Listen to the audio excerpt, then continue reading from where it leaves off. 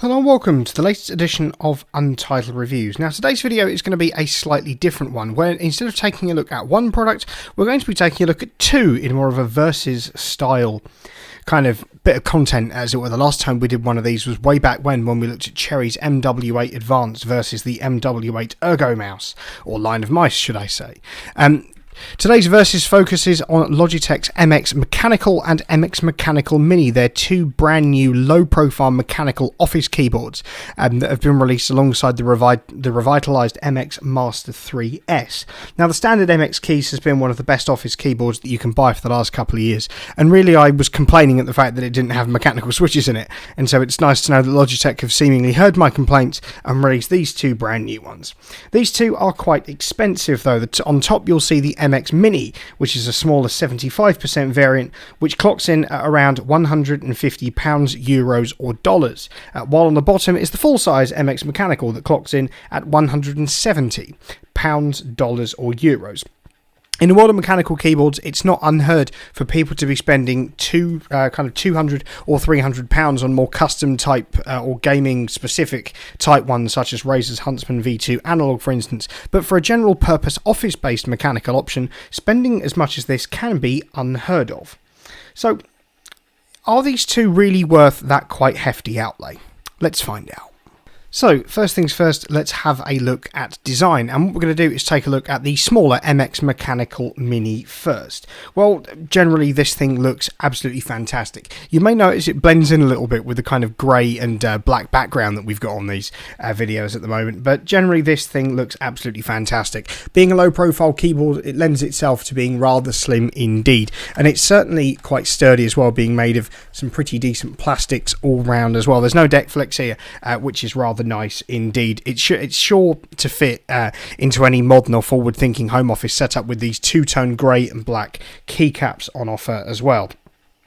You may notice that this is a slightly, as I say, this is the mini variant of the keyboard, so it's a 75%, so you may notice it's a little bit smaller than a bog standard full-size keyboard. With this, you'll be ditching the number pad, as well as the kind of nav cluster as such, or a traditional navigation cluster that gives you kind of things such as the insert key, the home key, page up and down, delete, and the page end key, and arrow keys, and slightly squishes them up. So what you'll see is that nav cluster is this kind of furthest column and arrow keys here, but you do retain the function keys as well, where a 60% keyboard would potentially get rid of them.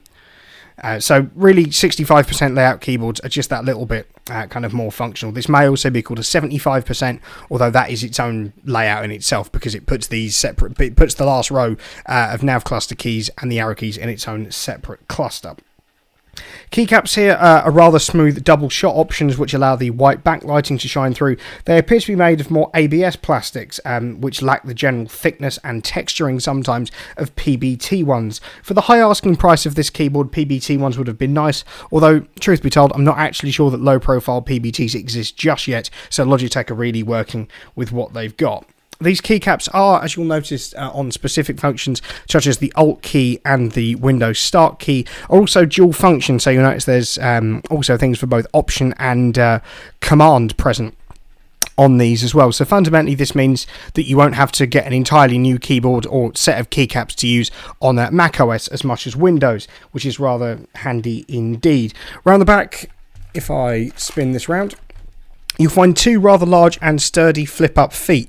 They're not multi-stage, but what you do get are two quite large ones that can increase the typing angle, complete with rubber endings, rubber non-slip endings, so the MX Mechanical Mini won't go flying if you do happen to knock it at all. Fundamentally, this is a great keyboard. It's rather well built. Everything's relatively simple and functional, and that seems to be what Logitech's going for with its new MX Mechanical Mini and full size. And for the full-size MX Mechanical, things are kept remarkably the same. It's the same two-tone silver and grey keycaps, complete with metal top plate and durable frame with minimal deck flex, alongside really the only difference here being the fact you're getting a full-size nav cluster and number pad to offer you that extra degree of functionality if you're somebody that happens to use the number pad a lot. But otherwise, it's all durable, it's all functional, and it looks excellent. So whichever one you go for out of the Mini and the full size, you're sure to be getting a damn good looking keyboard at that. So what about performance then? How do these two compare? Well, fundamentally on the inside as well, the MX Mechanical Mini and Mechanical are the exact same. They are both low-profile mechanical keyboards, so hence their slim stature, and offer you a choice of 3 switches: linear, clicky, or tactile quiet. Now, the Mechanical Mini and standard Mechanical that I've got here both feature Logitech's tactile quiet switches, which are fundamentally a low-profile version of Brown's, offering you the powers of both a shorter key travel and a light actuation complete with tactile bump about halfway down the key travel that makes them a great all-rounder for both typists and gamers. They've been a great all-rounder for years and usually have been my favourite almost MX style key switch, but more on why it isn't in another video. The keys here generally feel responsive and good, and with that shorter key travel they also mean that these also offer a snappier typing experience than more standard full-size key switches, as it were, and anybody who's been using a laptop keyboard for a while will be familiar with the kind of key action, as it were, of these more low-profile switches. There's no real kind of learning curve or adjustment period here if you've been using a Brown keyboard before you switch to the MX Mechanical Mini, or indeed the full-size one at that, and moving from my custom Keychron Q1 with its heavier MX clears that you'll see in another video to the MX Mechanical Mini was easy. It's absolutely seamless. The switches here, as you'll also see, are also backlit. There isn't any RGB lighting, as you'll find on other gaming keyboards that are comparable in price, but what you get is a simple and functional white backlight that helps to illuminate those keys for if you're working late. Also, on the front of Performance, you get the same functionalities as you did with the standard non-mechanical MX keys. So there's 2 means of connecting the MX Mechanical Mini, or indeed full size, up to your PC, be it through Bluetooth or the new Logibolt receiver.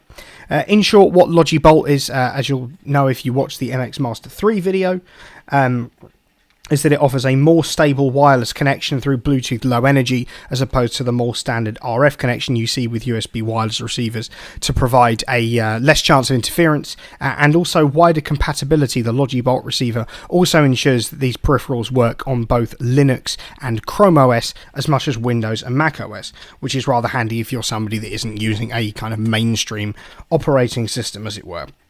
You'll also have the ability to connect to up to 3 devices seamlessly with Logitech's famed Easy Switch function, and switching between them is as easy as pressing the function key and 1, 2, 3 on the top of the keyboard.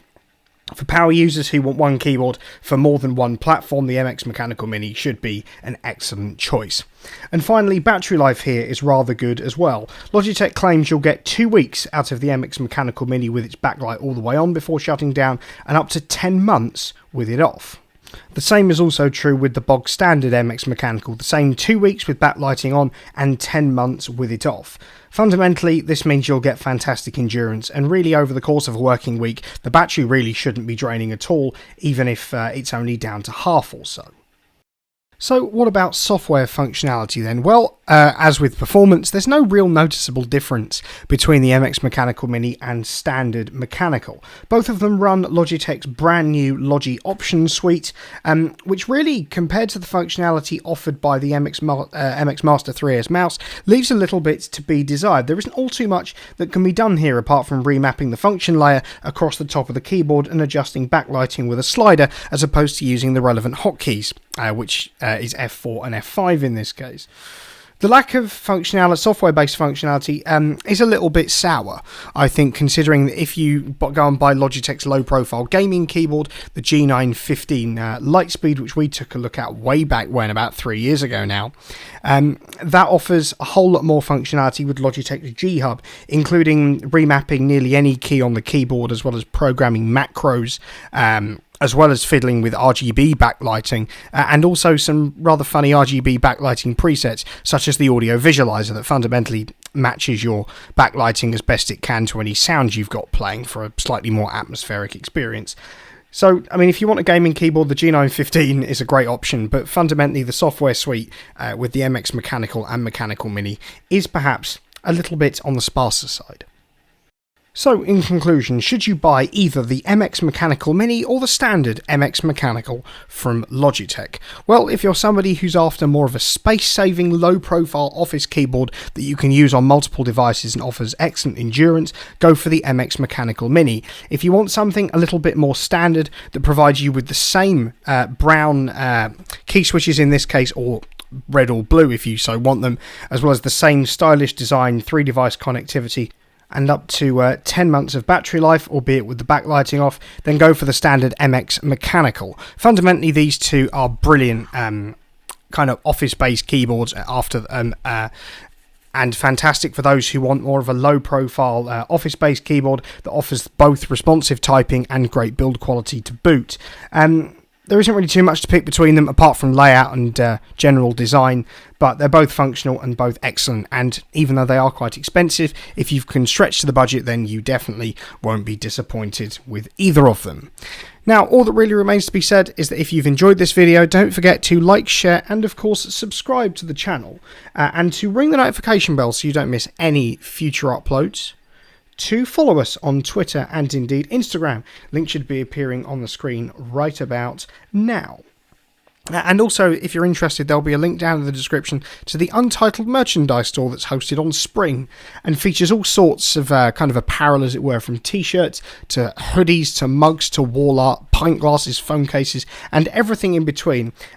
Spring ship worldwide, and everything's of rather good quality as well. So check that out in the description if you're interested. And also, if you like any of the kit that we feature in these videos, be it this excellent set of mechanical keyboards from Logitech, the MX Mechanical and Mechanical Mini, or any of the other keyboards, mice, multimedia controllers, microphones, laptops, and everything in between that we've taken a look at over the last few years, then there'll be Amazon links down in the description to those respective videos, including this one, where you can pick all that kit up. So, once again, thank you very much for watching.